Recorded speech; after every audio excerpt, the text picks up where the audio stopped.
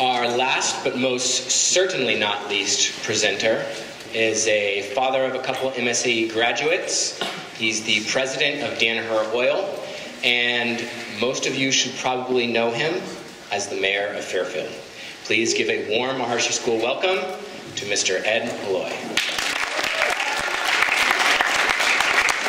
Could you just describe briefly your current jobs? You're with Danaher Oil and as the mayor, just really briefly. Most of you know me as the mayor of Fairfield, but you may not know that the mayor's position is actually part-time. The way the city is really run is that we have a full-time city administrator who takes care of all of the day-to-day things, manages all the different departments within the city, and puts together a lot of the information that a lot of the council members and the people who govern and legislate for the city of Fairfield do on a monthly basis. So the mayor's job is part-time, and I generally spend probably about 2 hours a day on an average, but there are some days where there's more, a full day or half days, things like that. I've been in a business for 29 years, brokering fuels. It's called Danaher Oil Company, and I'm the president of that company and have been since 1994. Great. So now my question, we just heard from Jason about talent and passion and all of that. What talents did you discover in yourself that led you to these two positions? One's in business and one's in politics and in civic service. Great.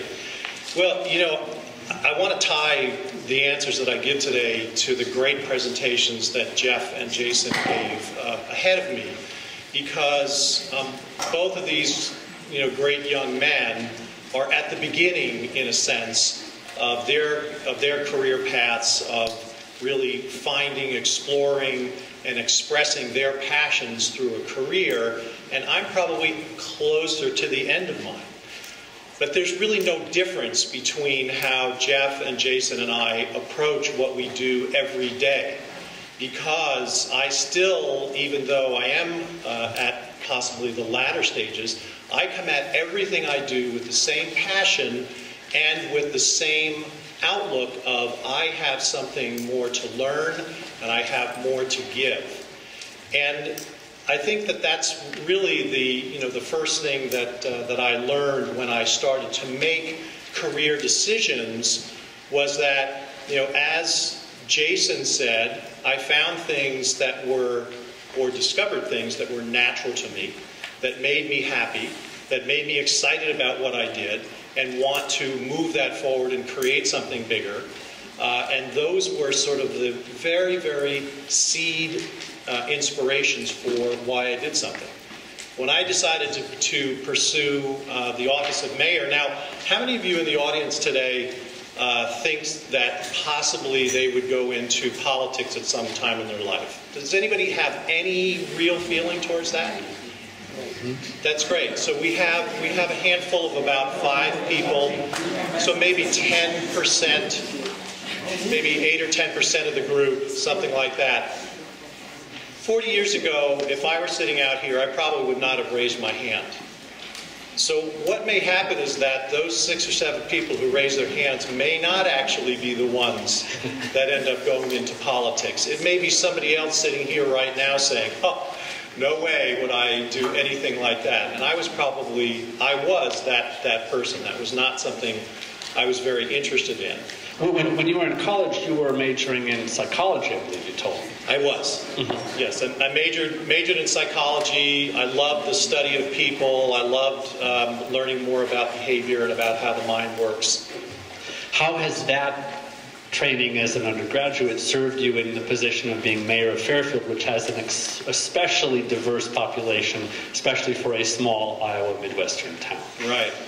Well, again, psychology and really understanding mind and behavior and understanding the nature of society and the nature of interactions between people and relationships.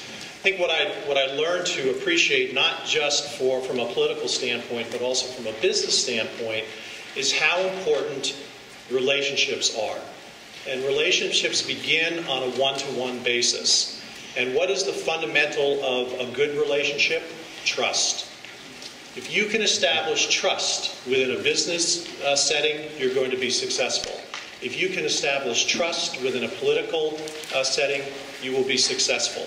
So that's what I learned, those mechanics of how to relate to people, how to interact, and what is important in that exchange between one person and another, and how that builds trust, and how that's the building block for success. So I'm assuming that was a critical part of your ability to come in as a member of the extended MUM, MSAE community to move into the center of town as the mayor, because obviously there's people who are from traditional small town Fairfield orientation, as well as an extremely progressive and perhaps even revolutionary approach to values and life from the MUM side. Could you talk a little bit about balancing or harmonizing those kinds of interests? Well, when I first decided that I was going to run for a political office, I ran for city council. And within the city of Fairfield, there are 7 city council positions. And I ran for a position that was that's called an at-large position. It refers to the fact that everyone within the city votes for this particular council seat, whereas there are 5 wards within the city where just that section of the city will vote for that representative. So without any political experience and going into this election and putting myself out there as someone that could represent the entire city of Fairfield, it was very humbling, first of all, and I realized that I had to earn, again, the respect and the trust of the entire city if I were to be elected to help them govern. So I was elected at first in 1991, and I served for 8 years on the city council. And in that time, I made it a conscious choice to make sure that everything that I thought through those balances between the community that I knew best, the meditating community, the newer community of Fairfield, and the more traditional Fairfield community. And it was very important to always consider and make decisions based on what the thinking was of each of those groups. Have there been specific, really very specific challenges in that area? Because all the students here obviously are meditating, they come from that background, and they're going eventually out to college and into the world where there's not that many people who are meditating or have that orientation. And you're an example of someone who has that strong value system and yet is working in an environment where it's a heterogeneous environment. It's not just one group. Right. Any particular specific challenges you had, and how did you deal with them? Well, I think the elections themselves are probably the most challenging. In what way? In a way that you are who you represent. And in an election cycle, people will define you by who you are, what you say, and what you believe, and what you do. So in those first election cycles, I was basically painted as someone who was not born in Fairfield, not a traditional Fairfield person, someone who would only serve the interests of a small selective group of the community, which would be the meditating part of the community. So that was the most challenging. It was essentially at every point to make some decisions that would show a balance in deliberation in those areas. So the elections themselves were kind of challenging to overcome that. And by that, you're, again, building those relationships, talking with people, answering questions, giving them assurances that you are thinking for the welfare of the whole community. Mm-hmm, mm-hmm. Sort of thinking on the bigger scale rather than just representing your... I mean, as mayor, you don't have a constituency, really. You're not just one group. You have to serve the whole town. I'll just add to that, too. In 1997, I ran for election as mayor for the first time, and I lost that election. And it was an interesting time because I think that the community had gotten comfortable enough with the fact that there could be people who practice TM on city government in a minority that could help make the decisions for the community and in a way show that they are giving something back to the community. But to give that top representative position to a meditator was not something that the local community was willing to give up, not something they were willing to extend.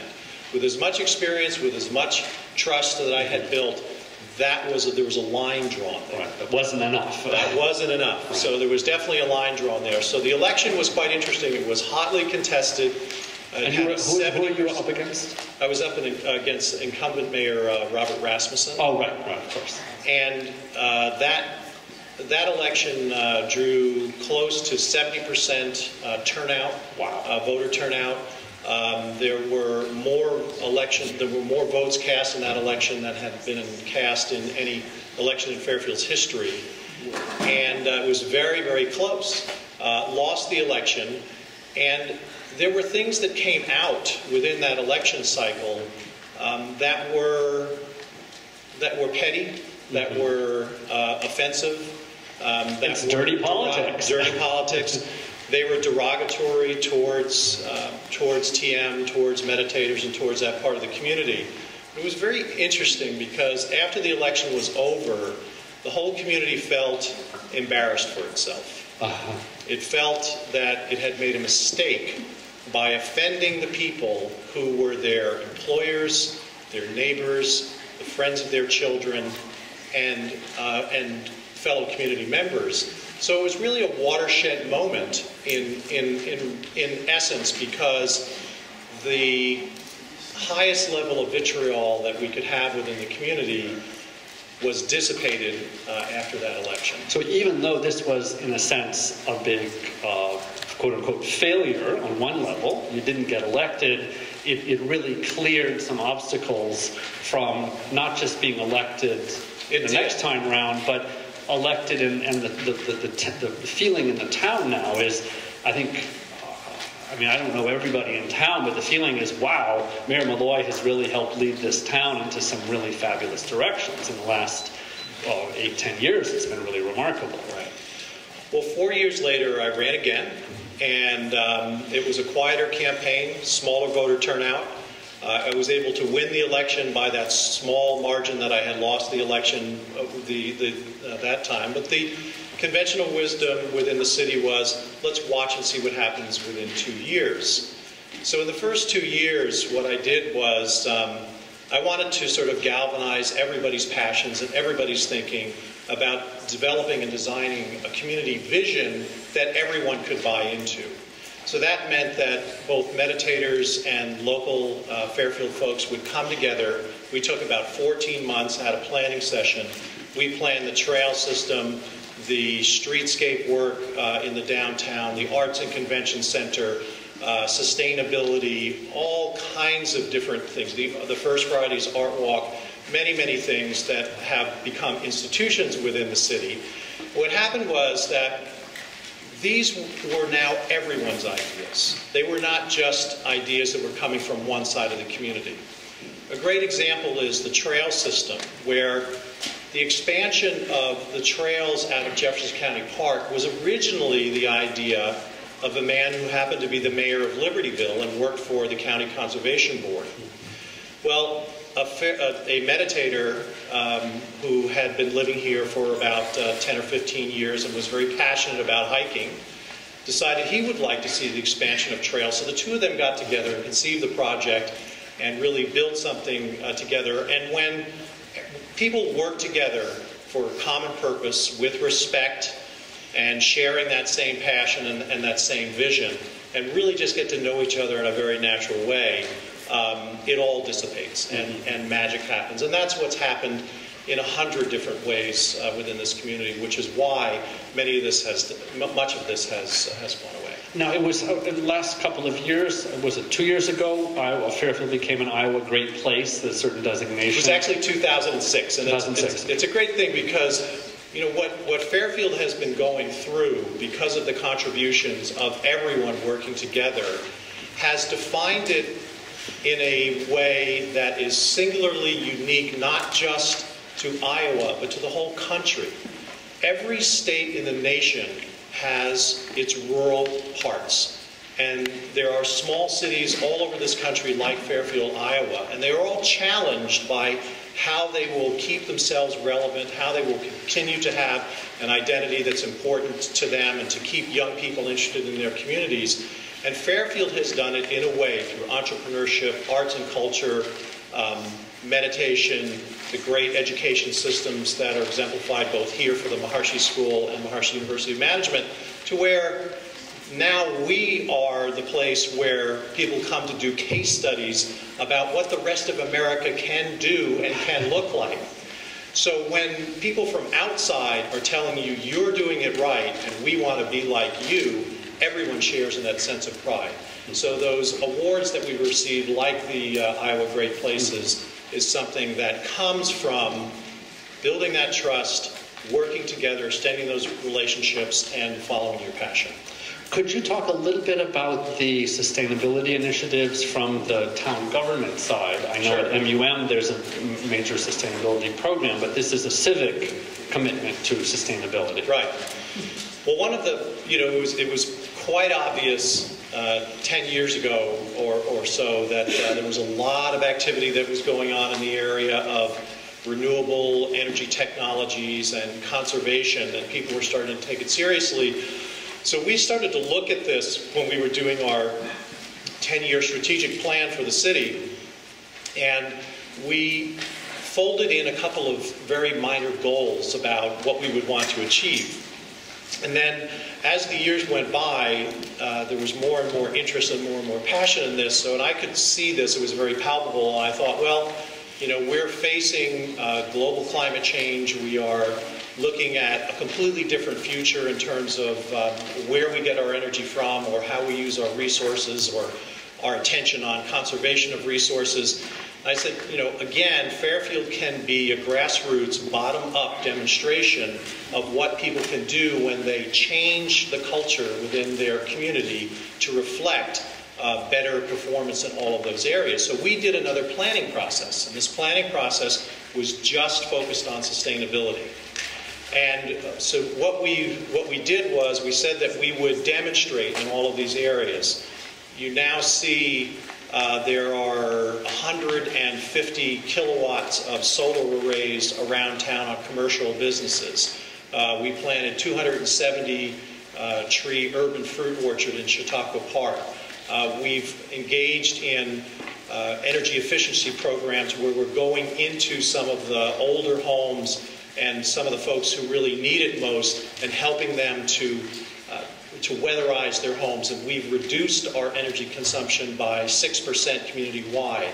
Recycling, local food production, all of these things are part of a sustainability program that is now being embraced at every level of the community. Didn't that happen when Hy-Vee came, that their store was a greener version? Well, yeah. So when we had done our plan that we launched in 2009, we were aware that Walmart and Hy-Vee and several other companies were going to be doing some new construction. So we encouraged them to go this direction. We were not making it mandatory. That was not the will of the community, was to make these things mandatory.